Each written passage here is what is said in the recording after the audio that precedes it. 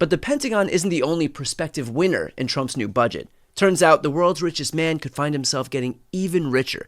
Trump's proposal slashes NASA's budget by 24% year over year by doing away with the current space launch system. But there's talk that it could be replaced by a certain someone else's. The budget phases out the grossly expensive and delayed space launch system, rockets, the Orion capsule after just 3 flights. Essentially, that will be replaced with something. Is there a chance that Elon Musk could benefit from that? Look, this is $1 billion investment in the Mars. Yeah, sorry, Meemaw. Just because your retirement account is drying up doesn't mean we should tap the brakes on Elon's insatiable need to fillet himself in his billionaire playground.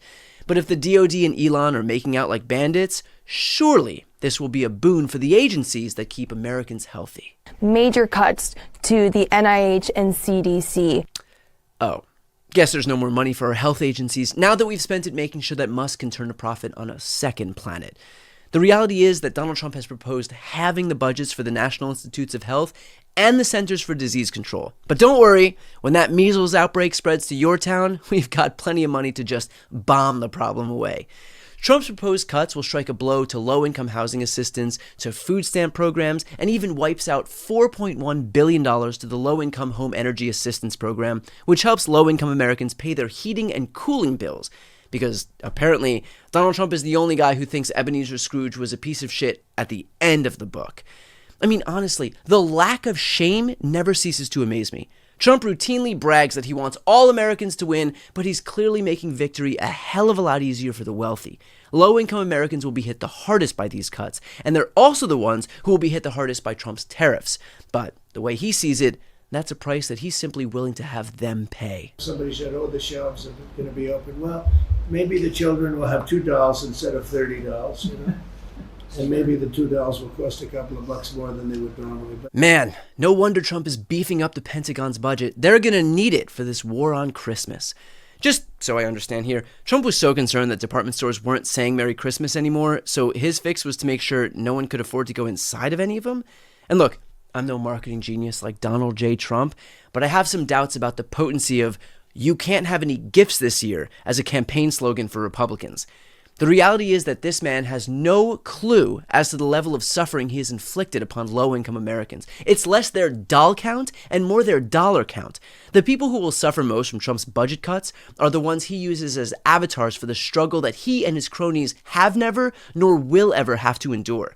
Billionaires don't need the government's help when a hurricane rips through their town and wipes out their house, but poor people do. And sorry, not in the form of dolls. They are looking for their government to lend them a hand that Trump is trying to make harder to reach. He's proposed massive cuts to FEMA, which will affect disaster relief all over the country.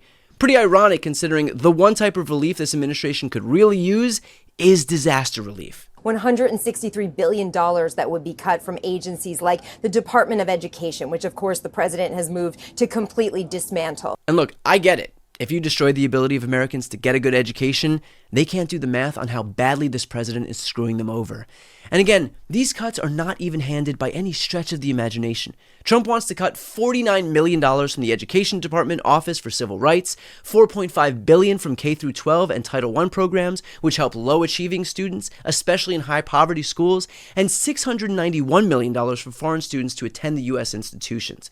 Guess it's a good thing that someone only came here to model. Ha! Phew.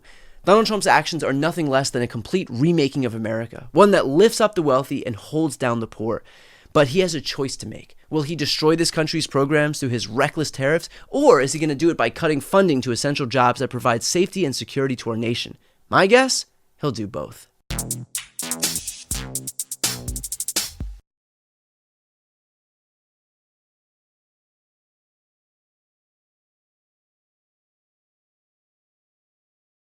Before you go, if you enjoyed this content and you want to see more and support independent media, please subscribe to this channel. The subscribe button will be right here on the screen.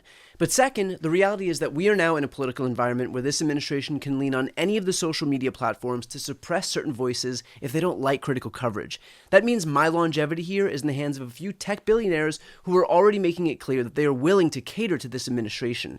To that end, signing up for my newsletter is a way for me to reach you directly if that ever becomes necessary. I'll put the link right here on the screen as well, so please sign up. It's free, but there's also an option to do a paid subscription if you'd like to support me and my team. I really appreciate it. Thanks so much for watching.